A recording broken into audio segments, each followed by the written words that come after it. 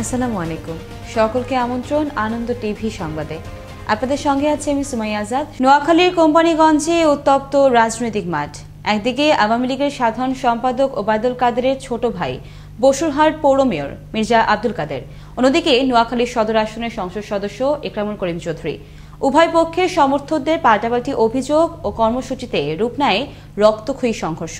আর এই সংঘর্ষে প্রাণ হারান সাংবাদিক বোরহানউদ্দিন মুজাক্কির।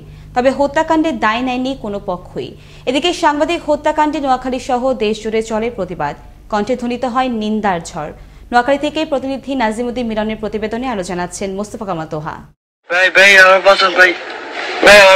ভাই আমারে বাঁচান, এভাবে আকুতি জানাচ্ছিলেন সাংবাদিক বোরহানউদ্দিন মুজাক্কির। গত শুক্রবার 19 ফেব্রুয়ারি বিকেলে চাপরাশির হাট বাজারে আওয়ামী লীগের দুই গ্রুপের কর্মীদের মধ্যে সংঘর্ষ ও গোলাগুলির সময় সাংবাদিক বোরহানউদ্দিন মুজাক্কির ঘটনাস্থলে থেকে ছবি ও ভিডিও ধারণ করার সময় গুলিবিদ্ধ হয়ে মাটিতে লুটিয়ে পড়েন। পরে তাকে দ্রুত নোয়াখালী সদর হাসপাতালে এবং তার অবস্থার অবনতি হলে ঢাকা মেডিকেল কলেজে নেওয়া হয়। সেখানেই আইসিইউতে থাকা অবস্থায় শনিবার রাত 11টার দিকে মারা যান সাংবাদিক মুজাক্কির। মৃত্যুর খবরে এলাকা জুড়ে নেমে আসে শোকের ছায়া, বাড়িতে চলে শোকের মাতম।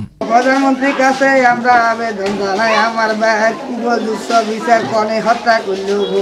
এলাকাবাসীর দাবি, নোয়াখালী তথা কোম্পানিগঞ্জের রাজনীতির অস্থিতিশীলতা বিরাজ করছে। তদন্ত সাপেক্ষে সঠিক বিচারটা যারাই এটার সাথে জড়িত উপযুক্ত বিচার চায়। পূর্ব পরিকল্পিতভাবে তাকে হত্যা করা হয়েছে, যেন সুষ্ঠু তদন্তের মাধ্যমে যেই হোক তার বিচার যেন হয়। ঘটনাস্থল চাপরাশির হাটবাজারে রয়েছে সিসিটিভি ক্যামেরা, যা দেখে হত্যার সাথে জড়িতদের দ্রুত চিহ্নিত করে আইনের আওতায় আনার দাবি জানান স্বজনরা। কে সরাসরি হত্যা করছে, কে অস্ত্র চালাইছে, এটার জন্য চাপরাশি হাট পূর্ব বাজার পুরাটাই সিসি ক্যামেরা দ্বারা নিয়ন্ত্রিত। খুনি ব্যক্তিকে আপনারা চিহ্নিত করুন এবং এটার বিচারের আওতায় আনুন। এদিকে সহকর্মীর হত্যার জোর বিচার দাবি করে অপরাধীদের দ্রুত সময়ের মধ্যে গ্রেফতার দাবি সহ মানববন্ধন করছেন জেলায় কর্মরত সাংবাদিক বৃন্দ। আমরা আমাদের একটা তরুণ সাংবাদিক, একটা উদীয়মান সাংবাদিককে আমরা হারিয়েছি। সাংবাদিক মুজাক্কির হত্যার দায় কার, এই প্রশ্নে বসুরহাট পৌর মেয়র আব্দুল কাদের মির্জা এবং সদর আসনের সংসদ সদস্য ইকরামুল করিম চৌধুরীর অনুসারী সাবেক উপজেলা চেয়ারম্যান মিজানুর রহমান বাদল উভয় নীতির বাণী পাঠ করে বলছেন, সুষ্ঠু বিচার চান তারা, কিন্তু নিতে চান না এই হত্যাকাণ্ডের দায়ভার। আপনারা নিরপেক্ষ তদন্ত করেন। সরকারকে আমি বলি যে আপনি আপনার এই এনএসআই ডিজিএফআই দিয়া সত্যিকারের খবরটা নিয়ে তাদের বিরুদ্ধে দৃষ্টান্তমূলক শাস্তি দেন। অপরাজনীতির শিকার হামলাটা যদি আমার কর্মীও হয়, আমার কোনো কর্মীও যদি তাকে হত্যা করে, যেই হোক আমি চাই সুস্থ এটা শাস্তি হোক, সে যেই হোক আমি বুঝি। সাংবাদিক হত্যাকাণ্ডে দুঃখ প্রকাশ করে দুই গ্রুপের বিরাজমান সংঘর্ষের সকল হোতা ও অস্ত্রধারী সন্ত্রাসী সহ প্রকৃত অপরাধীদের খুঁজে বের করার কাজ চলছে বলে জানান পুলিশ সুপার আলমগীর হোসেন। সংঘর্ষের মাঝখানে পড়ে তিনি একটা হত্যাকাণ্ডের শিকার এবং অভিযোগের সাথে আসলে আমরা সেটা মামলা হিসেবে নিই, পরবর্তীতে তদন্ত কার্যক্রম সেটা আমরা সম্পন্ন করব। মুজাক্কির হত্যাকাণ্ড মেনে নিতে পারছেন না কেউই। সাংবাদিক মুজাক্কিরের স্বজনদের দাবি, তদন্ত করে দোষীদের খুঁজে বের করে নিশ্চিত করা হোক উপযুক্ত শাস্তি।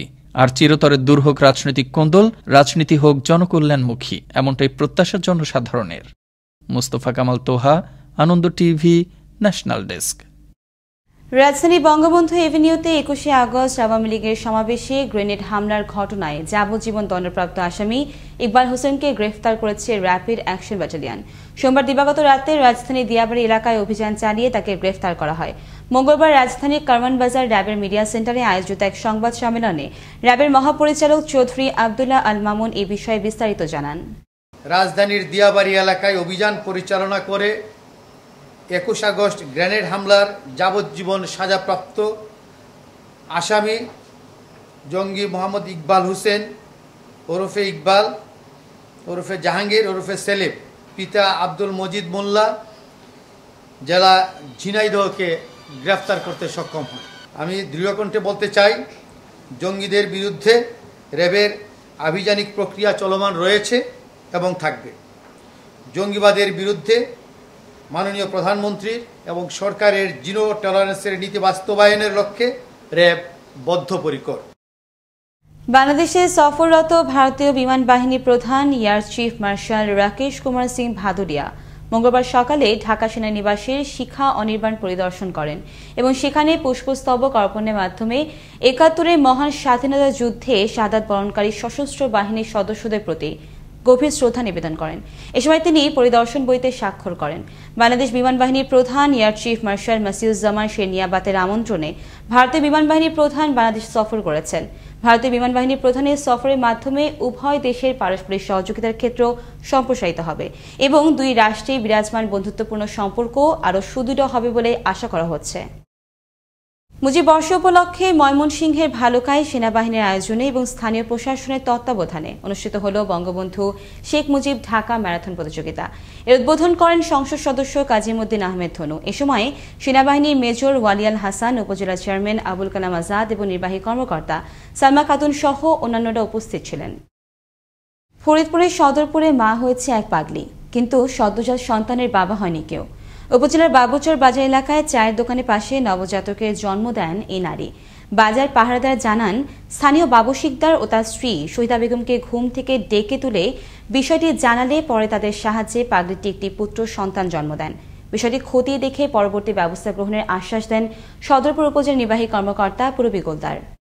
নীলফামারী সদরে উপর্যুপরি ছুরিকাঘাতে অটো চালক আব্দুল হালিমকে হত্যার পর পা বেঁধে একটি গর্তে ফেলে রেখে অটো বাইক নিয়ে পালিয়ে যায় দুর্বৃত্তরা। সোমবার সকালে এলাকাবাসী গর্তে মরদেহ পড়ে থাকতে দেখে থানায় খবর দেয়। মরদেহ উদ্ধার করে ময়নাতদন্তের জন্য মর্গে পাঠায় নীলফামারী থানা পুলিশ। দেখছেন আনন্দ টিভি সংবাদ, সঙ্গে আছি সুমাইয়া আজাদ। বাগেরহাটের শরণখোলায় সোমবার বিকেলে আমরাগাছিয়া সিংবাড়ি এলাকায় মহাসড়কে কাভার্ড ভ্যানের সঙ্গে মুখোমুখি সংঘর্ষে সানি নামে এক মোটরসাইকেল চালক নিহত হয়েছে। থানার ভারপ্রাপ্ত কর্মকর্তা সাইদুর রহমান জানান, ঘটনাস্থলে পৌঁছে নিহত যুবকের লাশ উদ্ধার করে মর্গে পাঠানো হয়েছে। আটক করা হয় কাভার্ড ভ্যানের চালককে। জাতির জনক বঙ্গবন্ধু শেখ মুজিবুর রহমানের জন্ম শতবার্ষিকী উপলক্ষে খাগড়াছড়ির লক্ষ্মীছড়িতে সেনাবাহিনীর উদ্যোগে বিনামূল্যে চক্ষু শিবির অনুষ্ঠিত হয়েছে। সেনাবাহিনী গুইমানা রিজিয়নের পৃষ্ঠপোষকতায় লক্ষ্মীছড়ি জোন বিনামূল্যে চক্ষু শিবির ও চিকিৎসা সেবার আয়োজন করে। এতে দুর্গম এলাকার পাহাড়ি বাঙালি রোগীকে চিকিৎসা সেবা, ওষুধ ও চশমা প্রদান করা হয়। বাংলাদেশের একমাত্র প্রবাল দ্বীপ সেন্ট মার্টিনের সৌন্দর্য দেখতে প্রতিদিনে ছুটে আসেন দেশি বিদেশি পর্যটকরা, কিন্তু চলাচলের একমাত্র জেটি সংস্কারের অভাব ঘটতে পারে অনাকাঙ্ক্ষিত ঘটনা। তদারকি প্রতিষ্ঠান কক্সবাজার জেলা পরিষদ ঘাট ইজারা দিয়ে কোটি টাকা আয় করলেও নেই সংস্কারের উদ্যোগ। কক্সবাজার থেকে এস ফারুকের তথ্য বিরোচিত দেখুন ডেস্ক রিপোর্ট। পর্যটক ও স্থানীয়দের সুবিধার্থে ২০০৪ সালে এলজিডি জেটি নির্মাণ করে রক্ষণাবেক্ষণ ও ব্যবস্থাপনার জন্য কক্সবাজার জেলা পরিষদের কাছে হস্তান্তর করে। বিগত কয়েক বছর ধরে বিভিন্ন প্রাকৃতিক দুর্যোগে ক্ষতিগ্রস্ত হয়ে জেটিটি ঝুঁকিপূর্ণ হয়ে ওঠে। জেটি সংস্কারের প্রয়োজনীয়তা উল্লেখ করে ২০১৫ সালে এলজিডি ও জেলা পরিষদ যৌথভাবে জরিপ চালিয়ে ২,৫৭,০০,০০০ টাকা ব্যয় ধরে স্থানীয় সরকার বিভাগে পাঠায়, কিন্তু বরাদ্দ না পাওয়ায় জেটি সংস্কার সম্ভব হয়নি। আর পর্যটনের এ মৌসুমে টেকনাফ সেন্ট মার্টিন এ নৌরুটে প্রতিদিন যাতায়াত করছে পর্যটকবাহী ৮ থেকে ১০টি জাহাজ, আর এতে করে ৫ থেকে ৮,০০০ পর্যটক আসা যাওয়া করছেন এ দ্বীপে। ওঠানামা করেন এই জেটি দিয়ে, কিন্তু নির্মাণের এক যুগের মাথায় প্রবল ঢেউয়ের আঘাতে পন্টুনের ৩ পাশ সম্পূর্ণ বিকল হয়ে যায়। দেখা যায় মূল জেটির নিচ থেকে নতুন করে ফাটল। এতে পর্যটক ও স্থানীয়দের জন্য চরম ঝুঁকিপূর্ণ হয়ে পড়ছে। দ্রুত সময়ের মধ্যে এ জেটি মেরামত করা না হলে যে কোনো মুহূর্তে জেটিটি ধসে পড়ার আশঙ্কা করছেন পর্যটকরা। এই যেটি খুবই ঝুঁকিপূর্ণ, যে কোনো মুহূর্তে ধসে পড়তে পারে। এসেছিলাম 2007-এ, তখন যা ছিল 2021 সেম। সিটির যে অবস্থা দেখতেছি, ঠিক আছে, এখানে মানুষ অনেক যাতায়াত করে, ঠিক আছে, তো এটা আমাদের জন্য খুবই ঝুঁকিপূর্ণ। সংস্কারটা একটু ঝুঁকিপূর্ণ, এটা বেশ অনেক বছর যাবত এরকমই আছে। ঝুঁকিপূর্ণ জেটি নিয়ে আতঙ্কের কথা জানিয়ে পর্যটকদের নিরাপত্তা ও ব্যবসায়িক স্বার্থে জাহাজ মালিকরা নিজ উদ্যোগে এ জেটি সংস্কার করেন উল্লেখ করে জানালেন এ পর্যটন ব্যবসায়ী নেতা। সর্বোপরি আমার বক্তব্য হলো, এই মুহূর্তে খুব দ্রুত গতিতে একটি নতুন জেটি নির্মাণ করাটা খুবই প্রয়োজন, এবং শুধু পর্যটনদের তা না, সবার নিরাপত্তার জন্য একটা নতুন জেটি কিন্তু খুবই প্রয়োজন ওখানে। তবে পরিবেশ অধিদপ্তরের নিষেধাজ্ঞা থাকাতে জেটি নির্মাণ করা যাচ্ছে না বলে জানালেন এ কর্মকর্তা। সেন্ট মার্টিনে যেই পরিমাণ টুরিস্ট ডেইলি আসা যাওয়া করে, এখানে আসলে এখানে এই জেটিটার পাশাপাশি আরেকটা বড় ধরনের জেটি করা দরকার আছে, এবং এটা মানে সব ধরনের এখানে ফ্যাসিলিটিগুলো প্রোভাইড করতে হবে। কিন্তু এটার আসলে প্রয়োজনীয় যে অনুমোদনটা আসলে এটা যদি আমরা পেয়ে থাকলে আমরা পাইপ আনতে পারবো। পর্যটক ও স্থানীয়দের নিরাপত্তার কথা চিন্তা করে দ্রুত সংস্কার হোক ঝুঁকিপূর্ণ জেটি, পাশাপাশি যুগোপযোগী একটি নতুন জেটি নির্মাণ করে পর্যটন খাতকে এগিয়ে নিয়ে যাবে সংশ্লিষ্ট কর্তৃপক্ষ, এমনটাই মনে করছেন পর্যটক সহ স্থানীয় সচেতন মহল। মুস্তফা কামাল তোহা, আনন্দ টিভি, ন্যাশনাল ডেস্ক। মুন্সিগঞ্জ সদর উপজেলার পঞ্চসার ইউনিয়নের ইউপি চেয়ারম্যান গোলাম মোস্তফার মালিকানাধীন একটি কারখানাতে অভিযান চালিয়ে বিপুল পরিমাণ অবৈধ কারেন্ট জাল ও জাল তৈরির কাঁচামাল উদ্ধার করেছে কোস্টগার্ড। অভিযানে 1,97,00,000 মিটার কারেন্ট জাল সহ বিপুল পরিমাণ জাল তৈরির সরঞ্জাম জব্দ করা হয়, যার আনুমানিক মূল্য প্রায় 60 কোটি টাকা। নওগাঁর মান্দায় ট্রাক্টরের চাপায় মোটরসাইকেল আরোহী স্বামী ও স্ত্রী নিহত হয়েছেন। এই দুর্ঘটনায় নিহত দম্পতির মেয়ে গুরুতর আহত অবস্থায় হাসপাতালে চিকিৎসাধীন রয়েছে। সোমবার বিকেলে মান্দা নিয়ামতপুর সড়কের গোয়ালপাড়া মোড়ে এই দুর্ঘটনা ঘটে। সিরাজগঞ্জের কোনাবাড়িতে বাস ট্রাকের সংঘর্ষে 5 জন নিহত হয়েছে, আহত হয়েছে অন্তত 10 জন। বঙ্গবন্ধু পশ্চিম থানার ভারপ্রাপ্ত কর্মকর্তা জানান, সকাল 8টার দিকে ঢাকাগামী একটি বাস ও উত্তরবঙ্গগামী একটি ট্রাক বঙ্গবন্ধু সেতু সংযোগ সড়কের কোনাবাড়িতে পৌঁছলে নিয়ন্ত্রণ হারিয়ে সংঘর্ষ বাধে। এখানে এই ঘটনাস্থলে 5 জন নিহত হয়। হতাহতের পরিচয় এখনও নিশ্চিত হওয়া যায়নি। দুর্ঘটনার কারণে মহাসড়কে যান চলাচল বন্ধ থাকে। এই ছিল এখনকার মতো। আনন্দ টিভির সংবাদ দেখুন প্রতিদিন বিকেল 5:30 এবং রাত 9:30। আনন্দ টিভির সঙ্গে থাকার জন্য সকলকে ধন্যবাদ।